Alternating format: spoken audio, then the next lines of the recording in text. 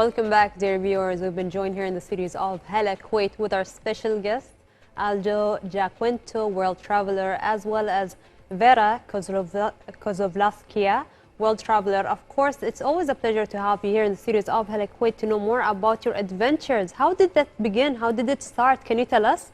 Of course. You go first? No, you go first. Well, first of all, thank you very much for having us here today and this evening. And it feels like ages ago, right? Yeah. It was during our dating time, you know, when you get to know first week of person, dating, exactly, yes. Yeah. And one of the first questions you ask when you want to know someone is, what would you like? What's your dream? What is, you know, the dream in the drawer? And she told me, what did you tell me? I was always fascinated by Asia, and I wanted to see Thailand, Cambodia, Malaysia. It was a completely different world for me.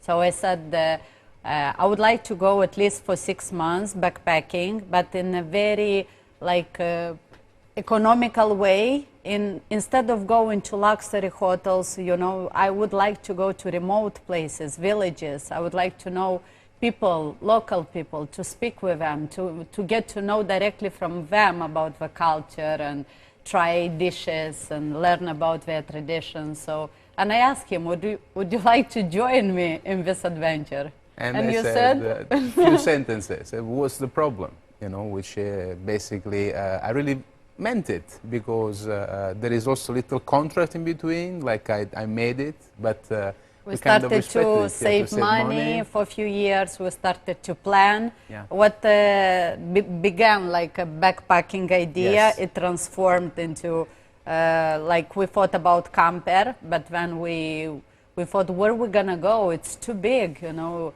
And the roads we wanna do, you know, remote places, go off-road, you know, we need something reliable. We need a good 4x4 vehicle. And what's better than Toyota Land Cruiser? We were inspired by a famous traveler, which is not anymore with us, unfortunately, passed away a few months ago, Gunther Holtorf.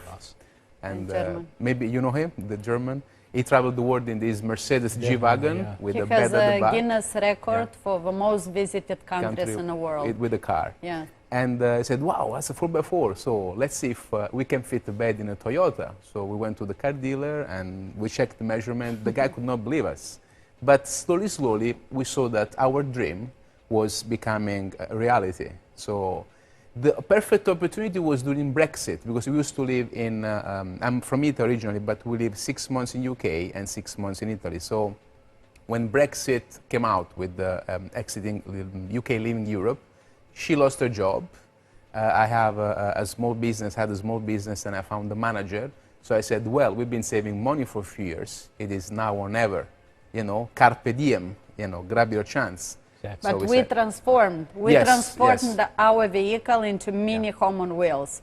So we have a bed, we have a shower, we have a foldable kitchen, nice. Fridge, oven, even an oven. So everything you have is in the car. It's very nice. Most importantly, there is agreement between you two. Like that's what's most important about relationships. Of course. Especially like traveling together and taking like long distances and going to countries. You are 24 hours with a person, you know. Like you need to get along. You need to look in the same direction. Exactly. Of course, and for you both to take that huge step, I think it's amazing. So how did this begin? How did this, you started with the idea and you had the same idea, but how did that transfer into blogging?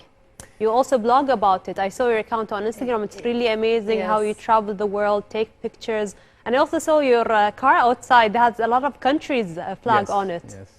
Those are, do you want to say it? Or we didn't start actually from the beginning to have social medias. It was a purely leisure trip. Yes. So we wanted just to enjoy and, you know, see the world and have experiences.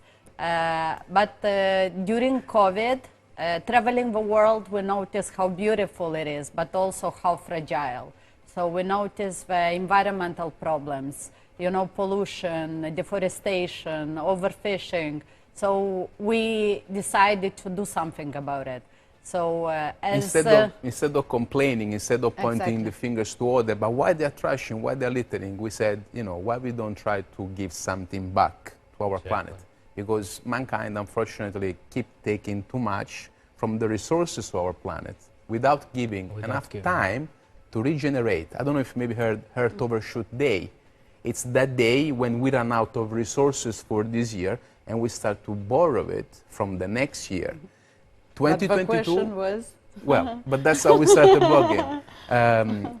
Basically, we wanted to make videos and show the real side of traveling, not only the beautiful picture, the perfect picture. We wanted to show also what's going on. And different attractions also. Exactly. A reflection of reality as well. Exactly, to make people aware about the problems. So, we believe that with knowledge, people can become part of the solution. Exactly. So we started to make videos on YouTube, and we always talk of, you know, in this country there is this issue. So look at it, and this is what can be done. And we are also raising money through the advertisement of our videos to fund our charity. During COVID time, coronavirus, we opened a small charity organization. It's very little, it's just the two of us. But we already planted almost 6,000 trees, and we helped few causes around Greece, in Turkey, we helped some Syrian families, more recently in Iran. So it's important to give something back. It's important, we think. And I think that's very amazing, and I think everyone should really give back to society and help in every way possible. I think it's really amazing what you do, even traveling, exploring the world, and even giving back to every country you pass by. It's exactly, it's not only about us right now, it's about giving, sharing love, you know, helping, and this is such a satisfaction when you can do something, you know, even something little, you know, it's nice. Of course. Nice. It makes traveling more meaningful. Yes, exactly. Now I'm really curious. You guys made me curious now you're to curious. know. Yeah, I'm really curious to know how many countries you traveled to. Yes, sure. I'm talking a lot. It's your turn. Kuwait, actually, it's our country number 60. And we've been traveling over 5 continents. We entered our 7th year of traveling, and we are heading to Africa, our 6th drivable continent. So fingers crossed. Yeah, we make it back to Europe in one piece. The aim is to drive on all 6 drivable continents with the same vehicle. And see, you know, as many countries we can to get an idea of how the world is, because we shouldn't believe everything that we read on the news and on television. We should really see them for ourselves. And make our own opinion. And make our own opinion. Fatma, I'm curious again also. What made you choose Kuwait? Why not? Yeah, it's a beautiful country, and not many tourists know about Kuwait. Like, you know, they know about Saudi Arabia, Emirates, Dubai, but unfortunately, for some reason, Kuwait, it's like a bit... We have changed so many countries in this trip. We cannot plan a trip of this length from start to finish. We only wanted to be away 2 years, and a few weeks ago, we entered our 7th year. So we only planned a few months in advance. We chose to come to Kuwait, what, a couple of months ago? A couple of months ago. Yeah. Instead of shipping from Iran to Dubai, we said, why don't we travel, you know? The Gulf and then... Okay. We will come back to know more about your favorite countries after we take a break, dear viewers. Stay tuned. Welcome back, dear viewers, and we are back with the awesome world-traveling couples, Aldo and Vera. Good evening again. So now we're still in the curiosity process about knowing your favorite countries you travel to. Will you please tell us? I go first this time. Okay. Next time I will choose who goes first. Okay. Yes. Well, we liked a lot Australia, which was a country very difficult to get in, but also one of the most beautiful. And, you know, they have a unique ecosystem, flora and fauna. Then there is also, you loved Alaska, yeah? We loved Alaska, Japan, also Mexico. We had some amazing experiences swimming with a whale shark. In Alaska, we went glaciers, fishing salmon, making our own caviar, walking on glaciers, seeing aurora borealis. Iran, we loved a lot Iran, like the nature of Iran and its people, Baluchistan. We planned to stay 1 month, we stayed 3.5 months. Well, that's great. Yes. What about Kuwait? What got you here? We know that it was something you plan usually 2 months ahead. Yes. So what did you like in Kuwait so far? Where did you visit? We loved from the first. Can Yes, I of just course, of course. can I tell the story? Of course. From the first like meter that we enter in Kuwait, we noticed how people are hospitable, and right, we got to know We border. didn't want to leave the border. Exactly. We, in our travels, we crossed over 130 land borders, and every time we're a bit nervous, you want to get sort out the papers and continue exploring the country. But when we arrived there, at the border with Iraq, it was everything so beautiful, so clean, people so welcoming, so polite, you know, and then you have little chocolate and some dates, and then everybody putting you some coffee, said, We "This put is-" saffron, you know, so it was yeah. beautiful. And yeah, we met the officer while doing the search, because when you cross the land border, they inspect your car, the vehicle, for everything, and they found a diving mask. So I like to go underwater. She likes it too. And he said, "You go diving?" I said, "Yes, I do."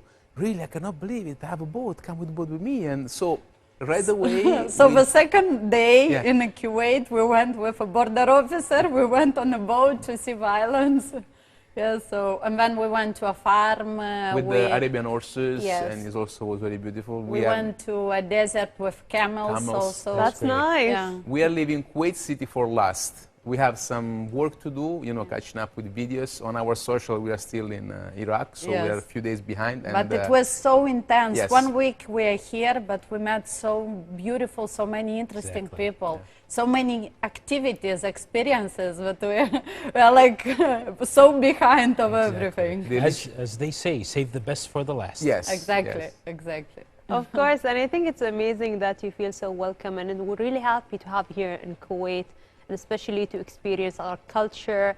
And I think during all of your traveling, I'm sure you had some obstacles, some things that you weren't expecting, and I think we'd like to know what were these obstacles. Can you share some of them with us?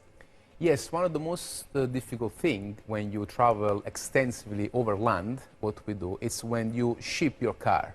Because, for example, when we went to the Americas, we shipped our car from Australia, and it took 60 days in a container.